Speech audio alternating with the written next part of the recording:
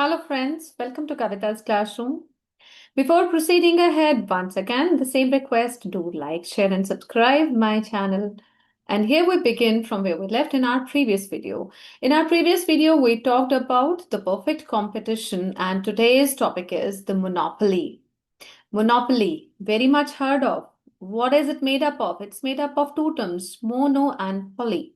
Mono means single, and poly means the firm's control. Right, so it is such a market which has got one seller only.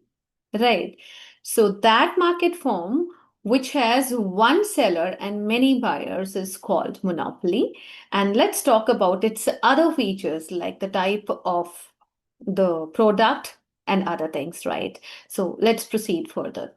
When we say monopoly, the first and foremost thing, one seller and large number of buyers. So he's the king. It's his wish what price he wants to just sell at, right? So this is said to be a bit exploitative in nature because if compared to perfect competition, it produces lesser quantity, produces and sells less quantity, but sells at a higher price, right? So this is exploiting as compared to any other format, right? Then we talk about restrictions on entry of new firms because he is the only person selling, so he wants to reap all the prices, all the benefits of this market form. So he also tries through some or the other effort, like some sort of license, some sort of natural monopoly benefits, that he tries to inhibit the entry of other people in the market. Hence there are huge restrictions in this market. It's not easy to crack. It can be by the cartels also. And you would, while talking about the oligopoly market, you would get to know about what do you mean by cartels. Means it may unite with other people so that they all look like one, but they are association. Right. So it can be a form of association also. It can be individual also. It can be company also. But the whole control lies with one. Right. And the next and the most important aspect is no close substitutes. It sells that type of product which is irreplaceable. There is no close substitute. Hence, there is a control, major control over prices for this, right? Full control over prices. He is the price maker. Right? In our perfect competition, we read that the firms are price takers. They have to sell the things at the prices governed by the industry. Now that he is the only person who is selling the things in the market, he is the firm and he himself is the industry, right? So he has got a full control over price and hence he is the price taker. He can fix whatever price he wants to sell his goods at. But there is a drawback at this also, that he can fix his price, but he cannot induce others to buy at that higher prices. His quantity is not under control, right? So if he wants to sell more of the quantity, so he would be required to reduce his prices, right? That would be told later when we deal with the demand curve of this format.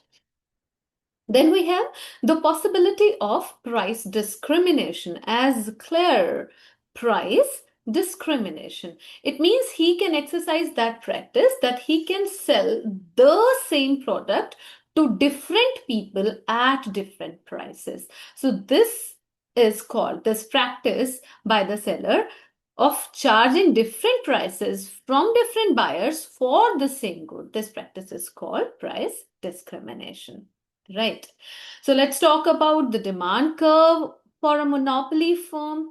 What about the perfect competition? We have read this perfect competition. There is one single curve and it does the need of four. AR is equal to MR is equal to P is equal to D. And what is this? This is for perfect competition. But what about demand curve for the monopoly? What is AR and MR for the monopoly?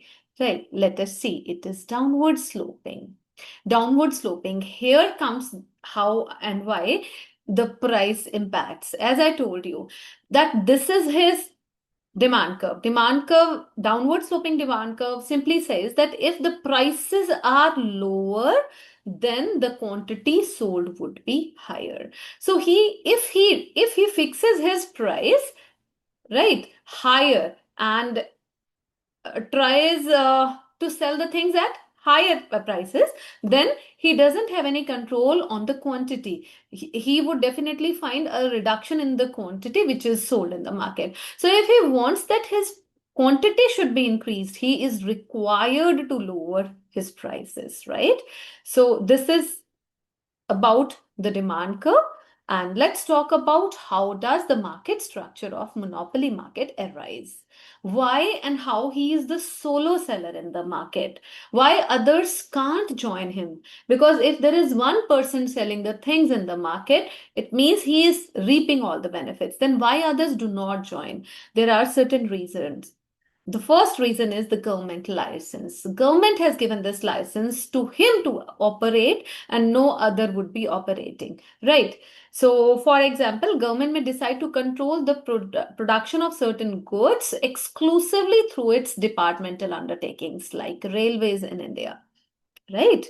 Then we have patent rights. So patents also give the person a unique right that no other person would be dealing in this, right? So it amounts to monopoly rights regarding the shape, size, design, characteristics of the product. So there is a heavy penalty imposed if any other just copies the same. Okay, so it prohibits the use of patented technology by others, hence it gives rise to the monopoly structure. Then we talk about cartels. I told you about this a moment back that if he unites with somebody, right? So it can be a group together doing the same thing. Fine. Like a person A is there, and if he finds that B also would be cracking into this market, then instead of behaving like rival to B, they can think that let's be together, let's make the cartel, let's decide on our price and quantity practices together so that both of us reap the maximum benefits from the customers, because they both would be selling, right? And if they are selling in a together format, they would be reaping more benefits. So when they unite together, this is the formation of cartels. What do? By this, they are simply able to avoid the competition. Okay, and then they can have the agreement on pricing and output decisions, and hence they would reap the benefits of monopoly. And then is natural occurrences. Natural occurrence also becomes one of the major reason for the monopoly market. The only spring of water in an island, this is an example of natural occurrence. Means because of nature and natural reasons, there can be existence of monopoly market. With this, we close this topic of monopoly and we'll see each other again for the next topic, monopolistic competition, in the next video. Till then, see ya.